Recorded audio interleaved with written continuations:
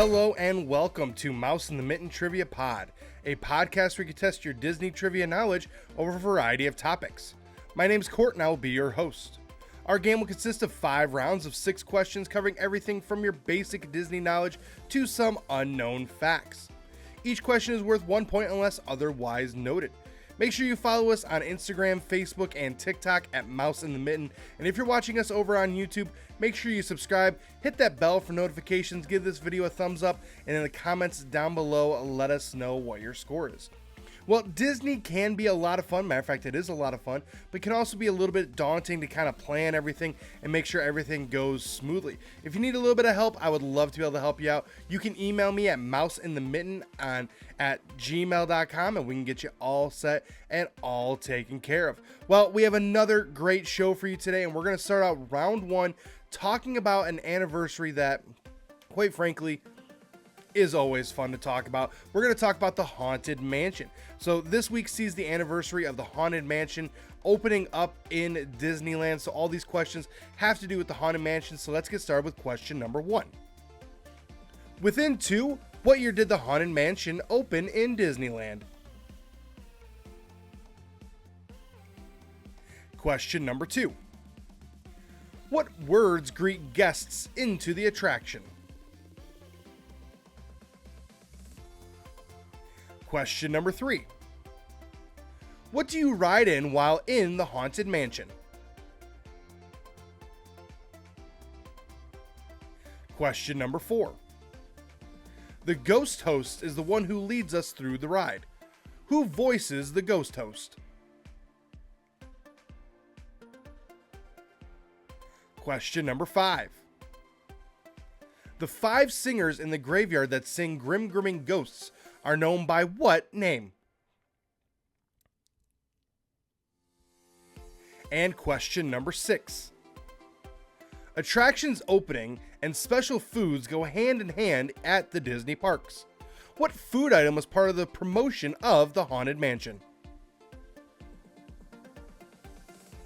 All right, I'm going to give you a few seconds worth of music, try to come up with those answers, and then I will return.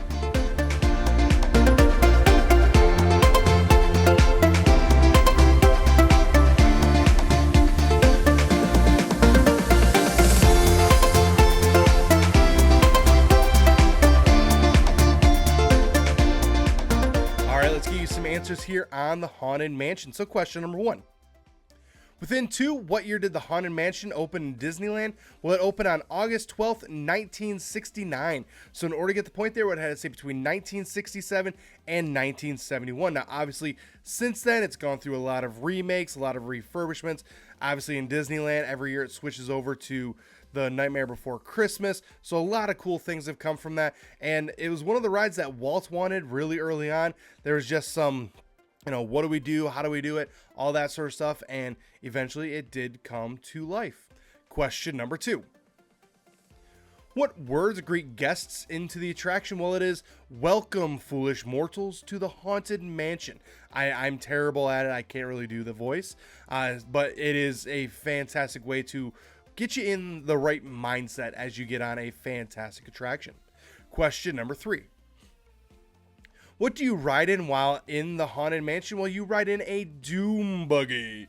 That's it's really cool. It it swivels, it moves, and the ghosts actually take care of the lap bar. You don't even have to touch it. It opens and closes for you. Question number 4. The ghost host is the one who leads us through the ride. Who voices the ghost host? Well, that is Paul Frees, and he does a great job. And it's kind of funny, some of the tape came out of the recording of it, and it's just hilarious to hear him, how he goes from this really deep omniscient voice to this really fun, it sounds like kind of cool dude, to this deep omniscient voice again. It's a really cool tape. Question number 5. The 5 singers in the graveyard that sing Grim Grimming Ghosts are known by what name? They are the Singing Minstrels. Obviously, they have the one that's on his side, everything else like that. It's a fantastic part to the ride, and you find out who's pretty much leading the chorus on throughout the graveyard. Last but not least, question number 6. Attractions opening and special foods go hand in hand in the Disney parks. What food item was part of the promotion of the Haunted Mansion? Well, that was the ice cream sundae. Obviously, a cool little take on it. It opened in August, so obviously a hot time in California. So an ice cream sundae makes sense. Plus, the whole I scream, you scream, we all scream for ice cream. That was really popular at the time as well. So the ice cream sundae, just a cool little cherry on top. Cherry on top. Okay, but yeah, great attraction. It's a lot of fun. It's one of my favorites. Plus, it's a great way to be able to get out of the AC. So hopefully next time you're in Disney, go ahead, check it out. Continuing on out into round number 2. Round number 2 is our fast facts round. This round is filled with simple questions that have simple answers. Today's category is it a good neighbor hotel?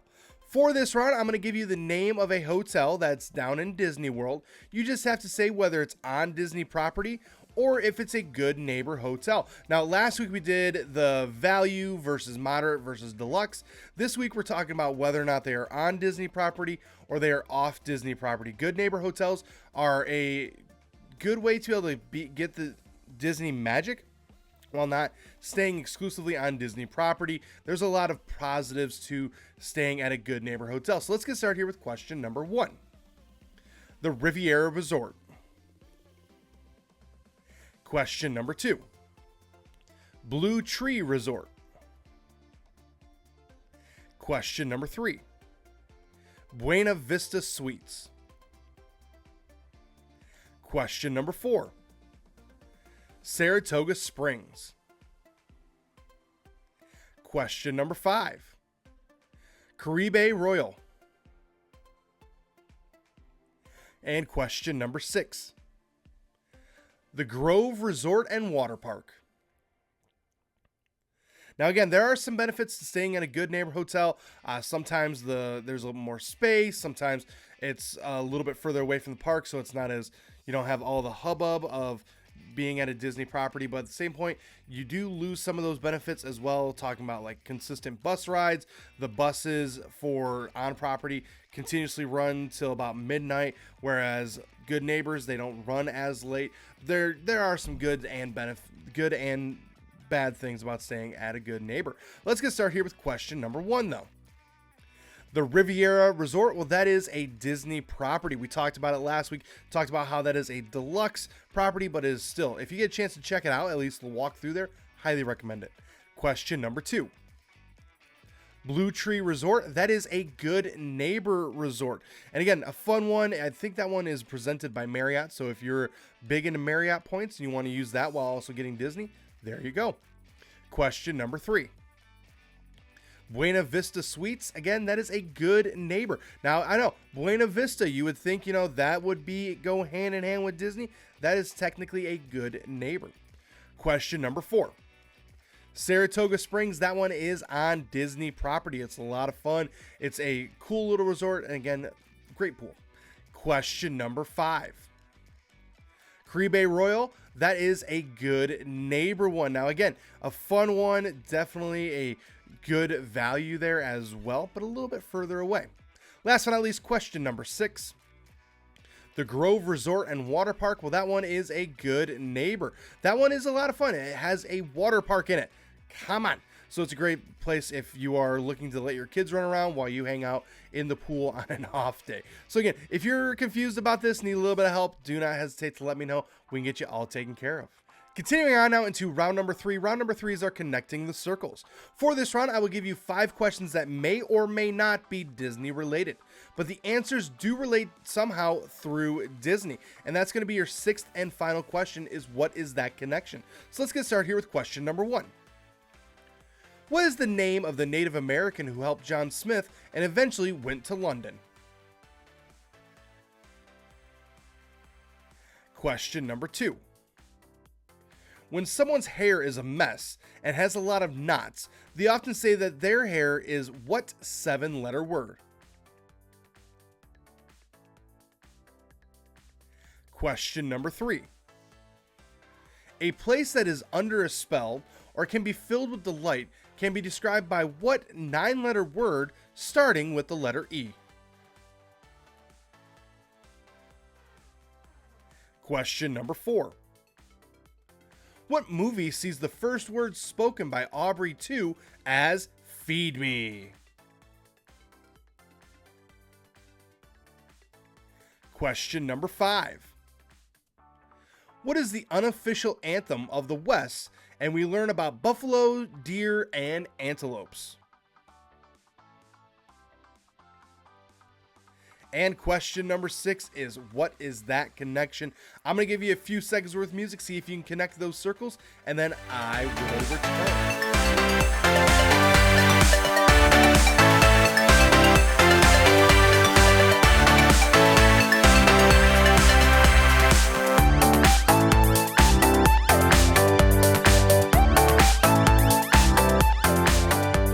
All right, let's see if we can connect those circles. So question number 1.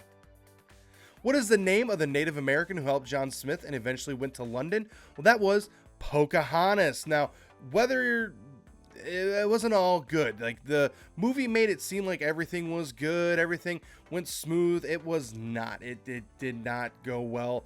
And unfortunately, Pocahontas ended up passing away shortly after arriving in London for who knows why. It was not a great mark on our society at the time.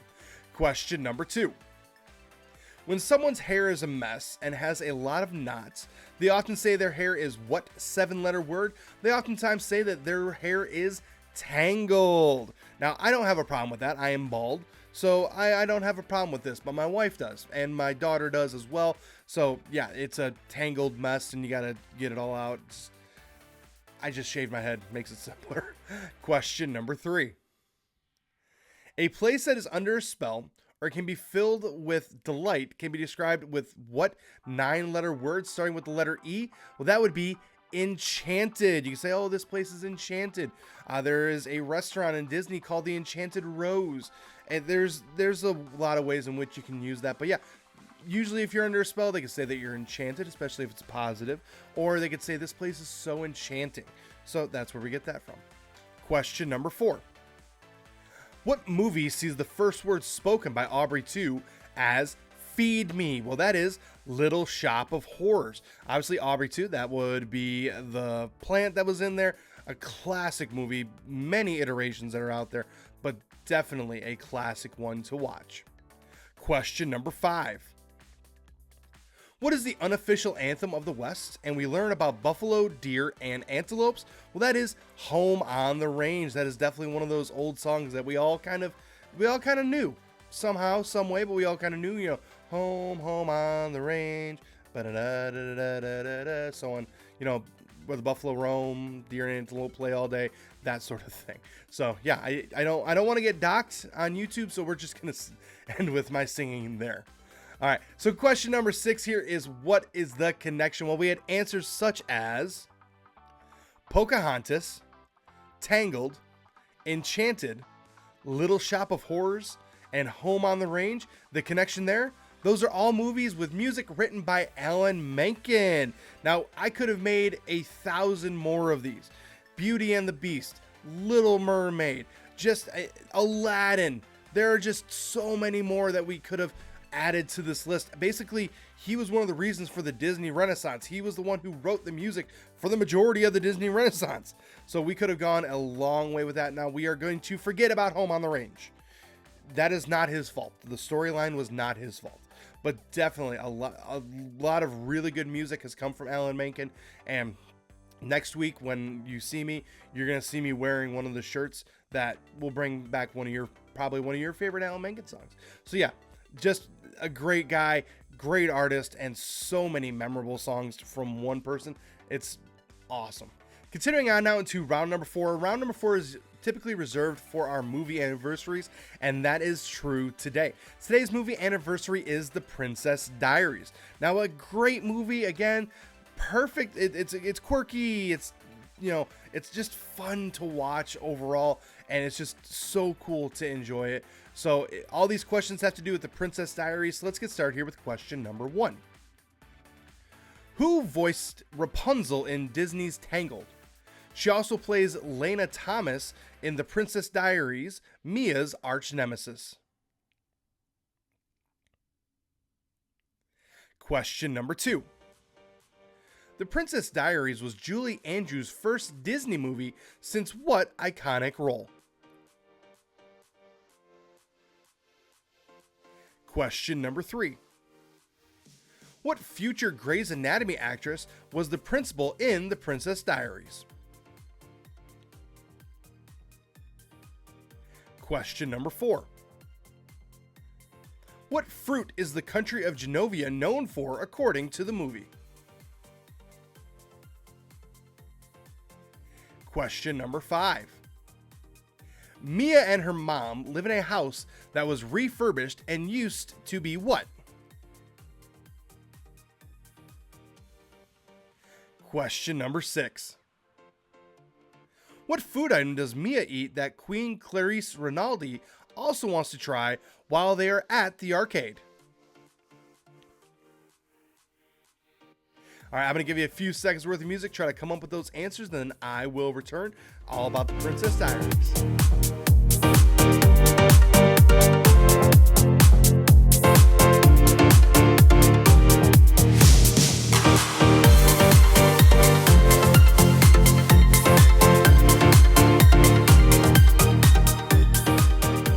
Let's give you some answers here on The Princess Diaries. So question number 1. Who voiced Rapunzel in Disney's Tangled? She also plays Lena Thomas in The Princess Diaries. Mia's arch nemesis, well, that was Mandy Moore. At the time, this was Mandy Moore's kind of first big acting soiree. She had been an actress before, but a lot of her releases before this were in her music videos and doing some stage performances, that sort of stuff. This was her first movie that she was a part of. Hence the reason why she didn't have a huge role, but definitely did a great job in her role. Question number 2. The Princess Diaries was Julie Andrews' first Disney movie since what iconic role? Well, that was the first Disney movie since Mary Poppins. So she did Mary Poppins way back in the 70s. This was the first Disney movie since then. Now, she did help a lot in a lot of other Disney areas as well, but this is her first movie. If you don't know her entire story, she had a vocal abnormality and therefore she couldn't sing anymore. And that was kind of her thing. She was a brilliant singer. Matter of fact, The Princess Diaries 2 was the first time that she sung in a movie since, I believe, Mary Poppins or somewhere around there. So yeah, it's crazy to see the evolution of Julie Andrews. Now she's more popular than ever, and rightfully so. Question number 3. What future Grey's Anatomy actress was the principal in The Princess Diaries? Well, that would be Sandra Oh, delivering a great performance of sits on the phone. The Queen is on her way. Great performance. And then how she acts with the queens around, just fantastic overacting. Brilliant. I loved it. Question number 4. What fruit is the country of Genovia known for according to the movie? It is known for its pears. They have them kind of all throughout the embassy. They have them at the estate dinner, all that sort of stuff. So yeah, you see them all over the place, and apparently that's what Genovia is known for. Question number 5. Mia and her mom live in a house that was refurbished and used to be what? Well, it used to be a firehouse. Hence the reason why Mia she slides down the pole. Hence the reason why it's so big, so spacious. Key San Francisco basically, and just it's a really cool setup. I for a little bit wish that I had a house similar to that, but at the same point, I don't know. It had some character to it. Last but not least, question number 6. What food item does Mia eat that Queen Clarice Rinaldi also wants to try while they're at the arcade? Well, that is a corn dog. So they're kind of out on the boardwalk. They're talking about, expectations, what's going to be next. Mia's eating her corn dog. The Queen decides that she wants to try it. She loves it, and they end up getting a corn dog. So I share the sentiment. Corn dogs are fantastic. Cannot wait to have another Casey's corn dog here really, really soon. So yeah, again, great movie. Again, it's just a fun movie overall. If you need a good laugh, highly recommend checking it out. Wrapping up today's game, round number 5 is titled, Where is that quote from? For this round, I'm going to give you a quote from a Disney movie. You just have to tell me what movie is that from. So a little bit of fun here, some memorable quotes and some fun quotes in general. So let's get started with question number 1. When life gets you down, you know what you got to do? Just keep swimming. Question number 2. I never look back, darling. It distracts from the now. Question number 3. The problem is not the problem. The problem is your attitude about the problem. Do you understand?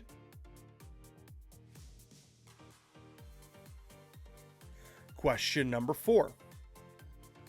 She warned him not to be deceived by appearances, for beauty is found within.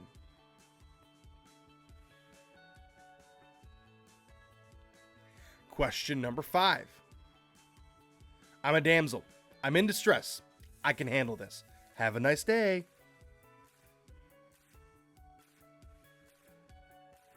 And question number 6.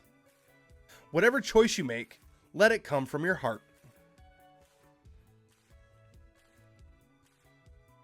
All right, I'm going to give you a few seconds worth of music, try to come up with those answers, and then I will return to wrap up today's game.